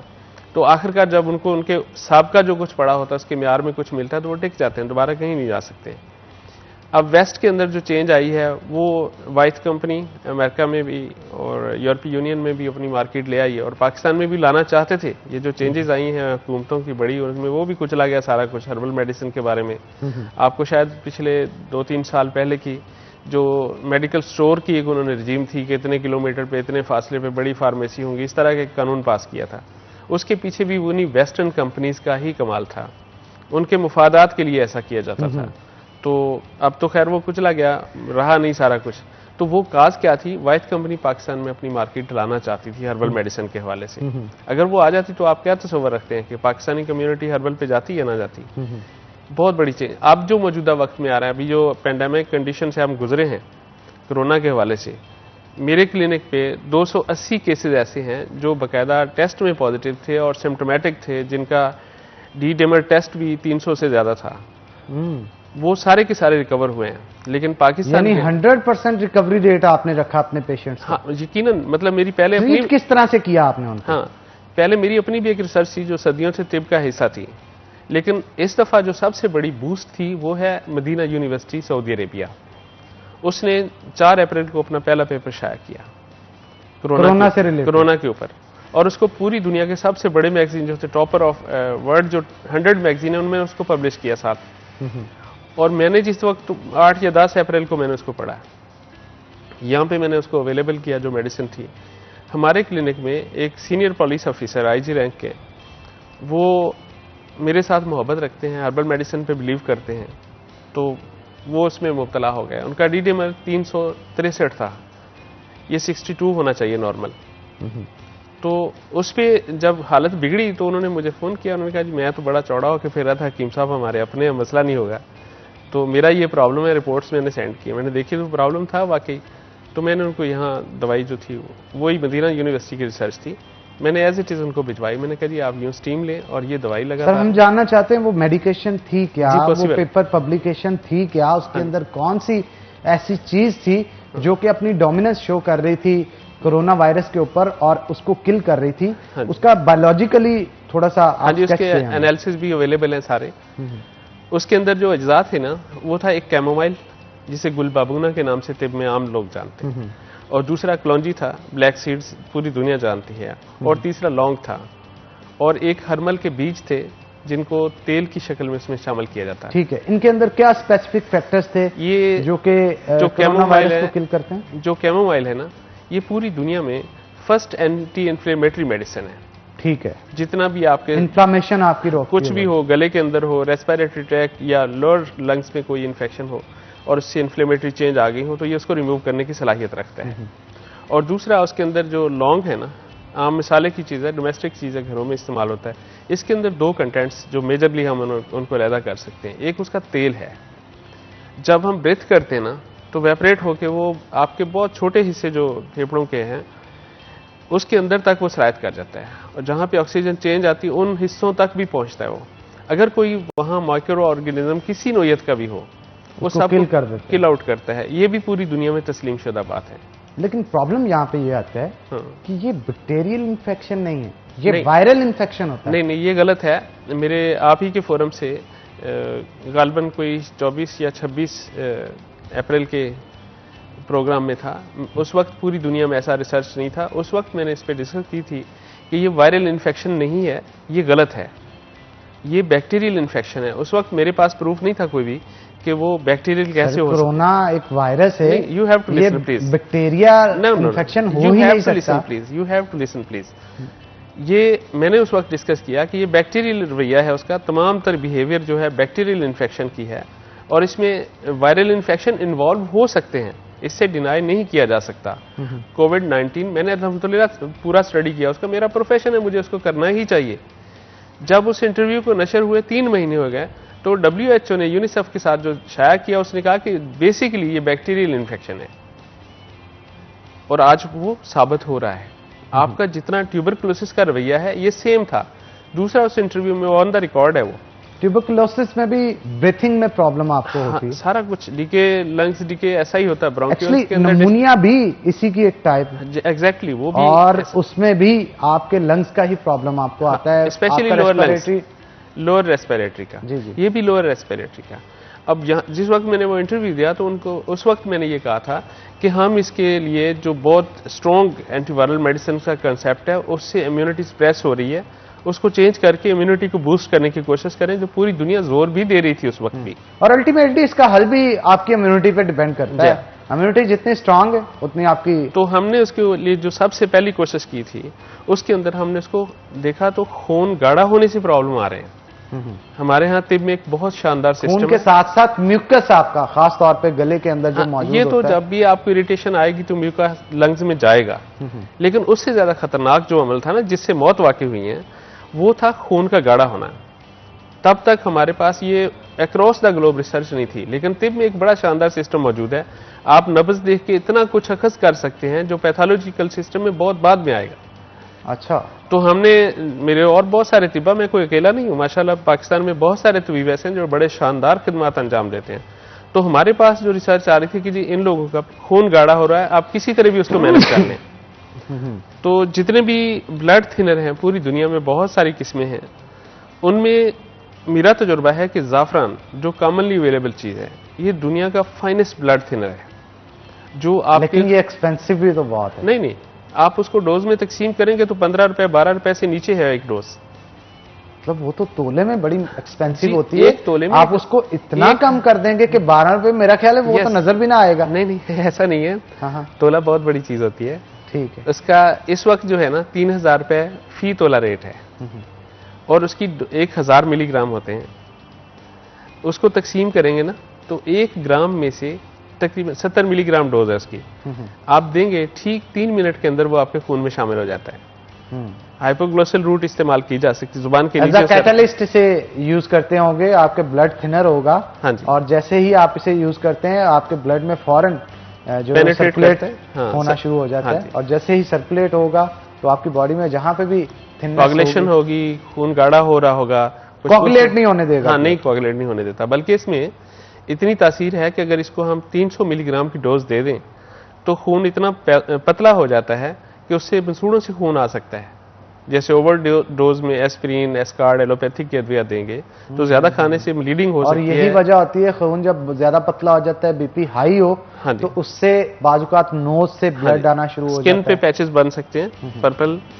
तो ये सारा, अच्छा, ये भी बड़ी एक अच्छी चीज आपने बताई हकीम साहब कि हर चीज को इत्तेदाल में इस्तेमाल करना चाहिए। अगर आप ये देखें कि इसका फायदा है और उसे ज्यादा इस्तेमाल करना शुरू कर दें, उससे नुकसानात भी हो सकते हैं। ये तो तयशुदा बात। लेकिन ये कहा जाता है कि जाफरान को दूध में इस्तेमाल करना चाहिए। मतलब पॉसिबल है, इससे मैं मना नहीं करूंगा, लेकिन उसके लिए मेरा ख्याल है कि अतिबा से जो आपके करीब तरीन हो उनसे मशवरा जरूर करें, क्योंकि हमारे यहाँ एक रिवाज है, अब फेसबुक का एक कंसेप्ट है या सोशल मीडिया सारा ही, उसके ऊपर जो चल रहा है बहुत सारे लोग उस तजर्बे से गुजरते हैं, हालत बिगड़ जाती है। हमारे पास एवरेजली हर महीने के 10% तकरीबन प्लस माइनस 10% केस ऐसे हैं जिन्होंने या टेलीविजन से कुछ देखा या फिर फेसबुक से या सोशल मीडिया कहीं से भी अखज़ और किया, वो ऑथेंटिक सोर्स नहीं होता, नहीं था। इसके बावजूद उसको अप्लाई करते हैं और बॉडी फायदा हासिल करने के बजाय नुकसान की तरफ आता है। तो उस पर मैं हमेशा दरखास्त करता हूँ कि जब भी आप, बहुत मुमकिन है कि अच्छी चीजें हों उसमें, डिनाई नहीं मैं करता, बहुत सारे अच्छे लोग हैं जो इसके लिए चल रहे हैं, लेकिन मेरा मशवरा है कि आपके करीब तरीन जो अच्छे पढ़े लिखे तबीब हैं, आप उनसे मशवरा जरूर करें, उसके बगैर चलना गलती होगी। बिल्कुल आप ठीक कह रहे हैं। इस हवाले से भी मुझे बताएं कि कोरोना के लिए अगर सपोज, क्योंकि आजकल भी ये सुनने में आ रहा है कि इसकी सेकंड वेव आने वाली है और स्कूल खुलते ही बच्चों को होना शुरू हो गया है, क्या करना चाहिए? जैसे अभी आपने बताया कि लॉन्ग हो, इसके साथ साथ दीगर चीजें और भी आपने बताई, इनका कोई मजमुआ बना के किस तरह से आप इसे यूटिलाइज कर सकते हैं जिससे आप कोरोना वायरस से बच सकते हो, इसका जवाब आपसे लूंगा, लेकिन एक छोटी सी ब्रेक के बाद। तो नाज़रीन ब्रेक लेते हैं, ब्रेक के बाद दोबारा हाजिर होते हैं, कहीं मत जाइएगा, हमारे साथ रहिएगा। नाज़रीन ब्रेक के बाद खुशामदीद, हमारे साथ हकीम अनवर लोधी साहब मौजूद हैं और मजीद गुफ्तगू उनसे करते हैं। ब्रेक पे जाने से पहले इस हवाले से गुफ्तगू की जा रही थी कि कोरोना वायरस की अगर सेकंड वेव आती है तो उससे हिकमत को इस्तेमाल करते हुए कौन सी ऐसी चीज़ें हैं जिनको अगर हम अपनी डाइट के अंदर शामिल कर लेते हैं तो इम्यूनिटी को बूस्ट किया जा सकता है, इन्फ्लेमेशन से बचा जा सकता है, इन्फेक्शन से बचा जा सकता है। ये तमाम तर चीज़ें हकीम साहब से जानते हैं, क्योंकि इनका ये कहना है कि इससे पहले तकरीबन 300 के करीब पेशेंट्स हैं जो कि इन्होंने रिकवर किए हैं अपनी मेडिकेशन के साथ। तो हकीम साहब बताइएगा, किसी शख्स ने कोरोना वायरस से बचना हो तो क्या तदबीर है उसे इस्तेमाल करनी चाहिए? एक तो कोरोना के हवाले से हमें ना ये जहन में रखना चाहिए, ये सेकंड वेव ही नहीं आएगी, बल्कि इसके बाद भी लगातार आएगा। आपकी जो हिस्ट्री है, ट्यूबरकुलोसिस को 200 साल हो रहे हैं, क्या आज तक खत्म हो गया? और हर साल इसके केसेस आपके सामने लगातार चलेंगे, और ऐसे ही पोलियो है, ऐसे ही और बहुत सारे वायरल और बैक्टीरियल इन्फेक्शंस हैं। टीबी की वेव थी, पोलियो की वेव है, और ये लगातार चलेगा। कैंडिडा 150 साल से आ रहा है आपके पास, पॉजिटिव है, वो अभी तक हल नहीं हुआ। इसी तरह साल्मोनेला है और दीगर बहुत सारे ऐसे इन्फेक्शियस जर्म्स हैं। जब तक वैक्सीन नहीं आती ना, सुकून से नहीं बैठना चाहिए और ना ही इस चीज को लाइट लेना चाहिए। जैसा कि एक वेव खत्म हुई है और यूं महसूस किया जा रहा है जैसे कि जनाब अब बस खत्म तमाम मामला। नहीं, ऐसा नहीं होना चाहिए, क्योंकि जैसे मौसम चेंज होगा ये पकड़ेगा, पीक पकड़ेगा। हमें हर हाल में अपने आप को तैयार रखना चाहिए। जो मजहब ने हमें दिया है ना, वो इतना साफ और बेहतरीन है कि रूए ज़मीन पे इससे बेहतर पॉसिबल आज भी नहीं है। इन्फेक्शस कंट्रोल के लिए या वबाई अमराज के लिए हुजूर नबी करीम सल्लल्लाहु अलैहि वसल्लम ने उस वक्त जो प्रोटोकॉल दिया था, चाइना ने वुहान में वो करके दिखाया कि उसको बिल्कुल कट ऑफ कर दिया, कार्डन ऑफ कर दिया, ताकि लोगों से डिसकंटिन्यू कर सके सारे रिलेशंस को। अब भी हमें ख्याल रखना है, ये एक दफ़ा नहीं आएगा, ये हर साल आएगा और बहुत मुद्दतों तक आएगा। वैक्सीन से ज्यादा बेहतर है आप अपने आप को पहले मैनेज करें, अपने फूड सिस्टम को, इम्यूनिटी को मैनेज करें। तो जो आपका सवाल है बेसिकली हमें क्या करना चाहिए, तो मैं डोमेस्टिकली लोगों को ताकीद करूंगा कि कैमोमाइल, अभी सीजन है, दवाखानों से भी और जो प्रोफेशनल सीड प्रोवाइडर्स हैं उनसे भी कैमोमाइल के सीड आम अवेलेबल हैं। आप वो अपने घर में 2-3 गमलों में लगा दीजिए, वो इतना उगता है कि आप सारा सीजन उससे फूल लेंगे तो खराब नहीं होगा, वो खत्म नहीं होगा। अच्छा, ऑर्गेनिक फूड का इस्तेमाल हमारे माशरे में बहुत कम होता चला जा रहा है और इस चीज़ की वजह से जहाँ पे हम मार्केट से चीज़ें परचेज करते हैं, कितनी मिलावट है कितनी नहीं है, हमारी मार्केट्स का हाल तो आपको पता है। ऑर्गेनिक चीज़ों की तरफ लाने की ज़रूरत है। आप समझते हैं लोग अगर सब्जियां ज़्यादा खाएं, मुर्गन ग़िज़ाएं कम कर दें तो उससे बहुत सारे मामला कम हो सकते हैं। अगर आप इजाज़त दें तो मैं आपका जो साहब सवाल है उसे मुकम्मल कर दूं। जी जी जी जी। तो वहाँ पे एक कैमोमाइल फ्लावर्स जो हैं ये नेचुरली बहुत खूबसूरत हैं और अपने घर में उगाने पे आपको उससे खुशबू भी है और उसकी खूबसूरती भी है। लेकिन यानी खुशबू भी हासिल होगी और बहुत शानदार, बहुत शानदार, मतलब दुनिया की जो बेस्ट 5 खुशबू है, हाँ जी, फ्रेग्रेंसेज हैं, उनमें एक कैमोमाइल भी है। क्या बात।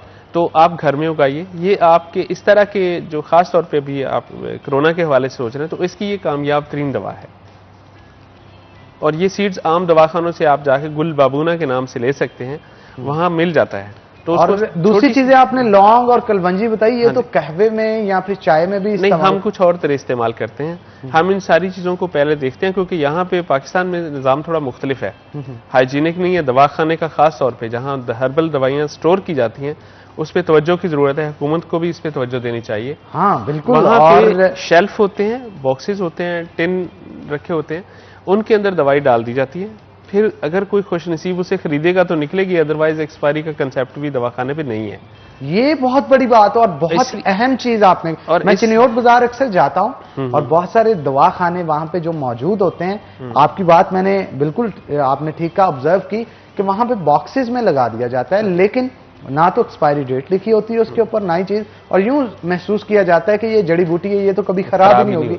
और अल्टीमेटली ये बात पढ़ी लिखी बात है कि हर चीज की एक लाइफ होती है, उस लाइफ के बाद उसने एक्सपायर होना ही होता है, चाहे वो ह्यूमन हो, एक टेबल हो, एक कैमरा हो, एक कपड़ा हो, हर चीज की एक लाइफ होती है। वो लाइफ जब गुजर जाती है तो अल्टीमेटली उसे एक्सपायर होना ही होता है।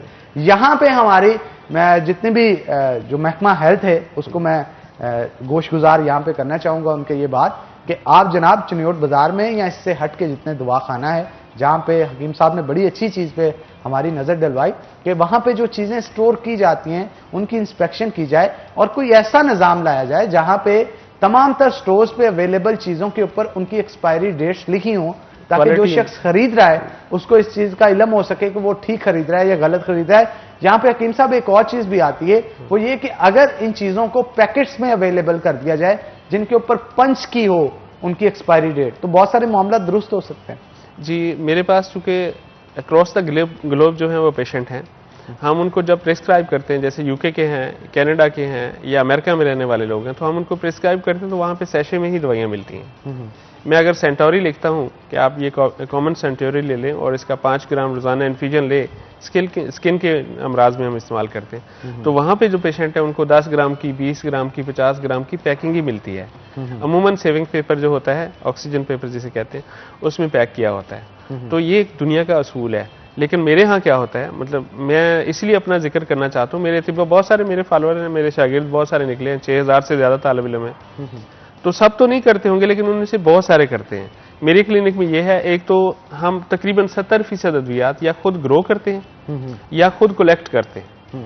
30% चांस है जो हमारे पाकिस्तान में नहीं मिलती, हम बाजार से लेने पे मजबूर हैं। लेकिन हम सर्फ से पहले उनको अल्ट्रावायलेट ट्रीट करते हैं, उसके बाद उनको हम प्रोसीड करते हैं। बिल्कुल, अल्ट्रावायलेट ट्रीटमेंट से बहुत सारे बैक्टीरिया जो कि आपकी हेल्थ के लिए पैथोजेनिक होते हैं, हार्मफुल होते हैं, वो उसकी वेवलेंथ को बर्दाश्त नहीं कर पाते और अल्टीमेटली किल हो जाते हैं। और ये हम 2008 से कर रहे हैं। मतलब मेरे इल्म में पहले तरीका नहीं होगा या मेरे इल्म में वो खौफ नहीं था जो आज है, तो उसके बाद हमने ये शुरू किया। अल्हम्दुलिल्लाह हमारे पेशेंट्स की तादाद जितनी लंबी है उनके अंदर अल्हम्दुलिल्लाह कोई किसी किस्म की पेचीदगी नहीं आती। तो जो कैमोमाइल के हवाले से, क्लौंजी के हवाले से, ये लौंग के हवाले से है, उनको हमेशा कोशिश करें कि साफ सुथरा मिले। पाकिस्तान में कैमोमाइल जो है बस रॉ स्टोर है। ऐसा हो सकता है आप लाके उसको पीसें और खाएं, उससे आपको एक नई मुसीबत खड़ी हो जाए। उसमें बैक्टीरिया हो सकते हैं, फंगस हो सकता है। तो मेरा मशवरा है, यहाँ पे बिल्कुल आप ठीक बात कर रहे हैं। टेम्परेचर सेंसिटिव चीजों को लाजमी तौर पे नजर के अंदर रखना चाहिए। बाद चीजें ऐसी होती हैं जिनको रूम टेम्परेचर पे आप रखें, फंगस और बैक्टीरिया डेवलप कर देता है, ग्रो कर सकते हैं। इसके लिए जो शख्स रख रहा है, जो हिकमत कर रहा है, उसको इल्म होना चाहिए कि इस चीज को महफूज कैसे करना। इसीलिए कहते हैं कि नीम हकीम के पास नहीं जाना चाहिए। नहीं, हमारी तो कोशिश है कि हम लोगों को एक क्वालिटी सर्विसेज दें, जो आखिरी हद तक हम कर सकते हो वो करें। अल्हम्दुलिल्लाह रहा भी। तो जो नुस्खा था बेसिकली, हम इन 3 चीज़ों को पहले उसका यकीन कर लें कि ये साफ़ है। अगर कुछ नहीं कर सकते, उसको एक पेपर में बंद करके, सफ़ेद पेपर में धूप में रख दीजिए, ताकि उसका एक दफ़ा टेम्परेचर थोड़ा सा हाई हो जाए, उसके अंदर कुछ है तो मर जाए। ये कॉमनली है। अगर आपके पास अल्ट्रावायलेट सिंपल लोड चेक करने वाला है, उससे भी आप कुछ थोड़ी मिकदार में उसको प्रोसीड कर सकते हैं, लेकिन फिर भी उसे साफ होना चाहिए जैसे भी होना चाहिए। तो इन सबको हम फाइन पाउडर बना देते हैं। फाइन पाउडर बना के उनको शहद में मिला देते हैं। शहद भी खुद बजाते खुद भी एक बहुत बड़ी इंफ्लामेटरी ड्रग, मैं उसे कहूं तो गलत ना होगा। इंफ्लामेशन को स्टॉप करने के अंदर शहद का जितना किरदार है शायद ही किसी चीज, और ये नेचुरल प्रिजर्वेटिव भी है। बिल्कुल। तो और प्रिजर्वेटिव इस तरह से शहद कभी खराब नहीं होता और उसके अंदर बैक्टीरिया ग्रो नहीं करेगा। अल्टीमेटली जब आप उसे मिलाएंगे तो उसके अंदर महफूज रहेगा। तो जिस वक्त हम इसको मिला देते हैं ना, तो ये एक लिंक्टस बनता है। हाफ टी स्पून आप दिन में 2-3 दफ़ा दे सकते हैं। अगर खुदा ना खास्ता इन्फेक्शन है, मैं यकीन से कहता हूँ कि विद इन 2 डेज ये रिमूव कर देता है। इसमें अल्लाह ने ऐसी तासीर रखी है। इसके साथ अगर खुदा ना खास्ता कोई थोड़ी सीरियस हालत हो, सांस में दुश्वारी आ रही हो, तो लौंग अकेले लीजिए, 15-20 लौंग ले लें, उसकी स्टीम लें। ये जो आम फेशियल स्टीमर होते हैं, घरों में रखे होते हैं, आप उनमें डाल के उससे स्टीम लेंगे तो उससे भी मसला हल हो सकता है। अगर आपके पास अच्छा नेबुलाइजर मौजूद है तो लौंग का तेल बाजार में दस्तयाब है, ओपन सोर्स है, उसके 10-15 कतरे उसमें डाल दें और उससे आप नेबुलाइज करें। ये विद इन 2 मिनट्स मुकम्मल ब्रीथिंग ईजी हो जाएगा। इससे एक और फ़ायदा जो मेरे क्लिनिकल ट्रायल में साबित हुआ, कोरोना के अमराज में आपकी स्मेलिंग सेंस ख़राब हो जाती है। बिल्कुल। तो ये एक दफ़ा लेने पे वापस आ जाएगी। ये एक नहीं, 20 केसेस पे मेरा तजुर्बा है। जस्ट एक बार स्टीम लेने से ये वापस आ जाए? एक दफा लेने से। मैंने बहुत सारे केसेस ऐसे देखे हैं कि 15-15, 20-20 दिन बाद जाके आहिस्ता आहिस्ता रिकवर होना शुरू होते हैं। तो इसमें मैक्सिमम आप फर्स्ट स्टीम में ही उसको क्लियर पाएंगे। ये अल्लाह ने इसमें ऐसी तासीर रखी है। तो ये एक सूरत है लगातार लेना 3 दफा दिन में, एक सूरत है आप प्रिवेंटिव के तौर पे ले रहे हैं तो रात सोने से पहले एक डोज लीजिए। दूसरा ऑप्शन ये है कि तीनों चीज़ों को आप मिला लीजिए और मिला के उसको डिकॉक्शन बना लें, उबाल लें, उसका जो शानदार कहवा टी बना लें, वो रात को सोने से पहले लें और इसको शहद से मीठा करें। अच्छा, खवातीन अगर देखें तो अपने बालों को लेकर बड़ी कॉन्शियस होती हैं। खवातीन के बालों के लिए कुछ बताएं, हमारी जो खवातीन घरों पे बैठे इस वक्त टीवी को देख रही है उनको पता चल सके कि वो अपने बालों को हसीन और सुंदर किस तरह से बना सकती है। बहुत सारी खवातीन के बाल टूटते हैं, बहुत सारे के डैंड्रफ होता है, ये तमाम तर चीज़ों से छुटकारा किस तरह से हासिल करें? अगर हम किसी भी ब्यूटी टिप्स में जाएंगे तो मेरा ख्याल है कि हमें पहले सबसे जिससे नुकसान हो रहा है उसको देखना पड़ेगा और बाद में जिससे आप अच्छा कर सकते हैं उसे देखना पड़ेगा। बाल जड़ की बीमारी बहुत सारे लोगों में होती है, हर रोज की बात है, हर रोज एक जनरल टिप्स बताएं कि बालों को हेल्दी रखना हो तो क्या इस्तेमाल करें? सबसे पहले उसके लिए आप जो आप बाल साफ करने के लिए इस्तेमाल कर रहे हैं उसको जरा तवज्जो से देखें। अगर आप एक रॉन्ग पीएच वैल्यू का शैम्पू यूज कर रहे हैं तो आप अपने स्कैल्प का बेड़ा कर रहे हैं। वहां पे आपको पहले मैनेज करना चाहिए कि आपने बाल साफ किससे करने हैं।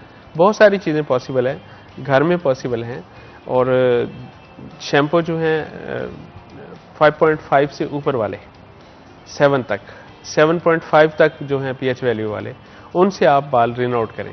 ये जो दूसरे आम शैम्पू है, मैं ब्रांड का नाम नहीं लेना चाहता, जो तेज शैम्पू जिसे आप कहते हैं जी वेवी हेयर बनते हैं और स्मेल बहुत ज्यादा होती है, हाँ जी, उनके अंदर प्रॉब्लम ये है कि वो आपके बालों को ऊपर से मुकम्मल तौर से जो क्यूटिकल हेयर है उसको खुरच देते हैं और फिर उसके बाद क्या रहता है, एक रफ सा बाल जिसकी शक्ल और सूरत सही नहीं होगी। फिर आपको उसका ट्रीटमेंट चाहिए, उसके ऊपर कंडीशनिंग चाहिए और बहुत सारी कोटिंग चाहिए होगी। ऐसा नहीं, आप कोशिश कीजिए कि नेचुरल सोर्सेज में अपने घर में, एक मारूफ है रीठा शिकाकाई हर्बल शैम्पू से आप बाल साफ कर लें। अगर घर पे बनाने की सलाहियत है तो आप घर पे बनाएं। घर में भी बना सकते हैं आप? ये बहुत ऑप्शन मौजूद है जनाब। हम चाहते हैं एक आधी रेसिपी आप जल्दी जल्दी बताएं ताकि ऑडियंस जो सुन रही है वो घर पे शैम्पू बनाना एक जो मारूफ है ना जी, वो है आंवला, शिकाकाई और रीठा। ये तीनों चीज़ों को 7-7 ग्राम ले लें, क्रश कर लें, थोड़ा सा दरदरा सा कर लें और इसको तकरीबन 100 ml पानी में भिगो दें रात को। ठीक है, ये रात भर उसमें हल हो सकता है जितना पॉसिबल हुआ। तो कुछ उसके अज़ा हैं जो हल हो ही नहीं सकते, तो सुबह उठ के इनको अच्छी तरह छान लें। नहाने से पहले बालों की जड़ों में एक दफ़ा लगा दीजिए। ये रीठा जो है ये एंटी फंगल है, डैंड्रफ जिससे आता है, बैक्टीरिया जो उसका काज है असल में बायोफिल्म बना देते हैं स्कैल्प के अंदर, ये उसको मुकम्मल रिमूव कर देता है। 10-15 मिनट पहले बालों की जड़ों में लगा दें। लगाने के बाद आप बाद में फ़र्ज़ करें कोई हल्का शैम्पू लेके भी बाल साफ़ कर देते हैं, बल्कि मैंने देखा है देहातों में जो लोग रहते हैं उनके बाल आप देखेंगे बड़े शानदार हैं। बिल्कुल ऐसे ही। उनके पीछे जब मैंने, चूंकि मेरा जितना भी सोर्स ऑफ नॉलेज है वो मेरा ट्रेडिशन है, मैं यहाँ के लोगों को अखज़ करता हूँ, यहाँ के लोगों से मिलता हूँ जिनकी उम्र लंबी है, मैं जानना चाहता हूँ कैसे लंबी है। तो जो मैंने स्टडी किया वो ये है कि वो लोग बाल साफ करने के लिए अक्सर औकात देसी साबुन इस्तेमाल करते हैं, कई दफ़ा कपड़े धोने के साबुन इस्तेमाल करते हैं। तो ऐसी सूरत में मेरा ख्याल है कि बेशक कोई लाइट शैम्पू लेके भी आप बाल साफ कर लेंगे तो मसला हल हो सकता है। बिल्कुल आप ठीक कह रहे हैं और बड़ी खूबसूरत आपने ये बात की कि सोर्स देखना चाहिए जिससे बिगाड़ पैदा हो रहा है, उस सोर्स को आप खत्म करेंगे तो बहुत सारे मामला बेहतर हो सकते हैं। तो हकीम अनवर साहब बहुत शुक्रिया, बहुत ही मुफीद टिप्स थे जो कि आपने आज हमें दिए, हमारी ऑडियंस को दिए।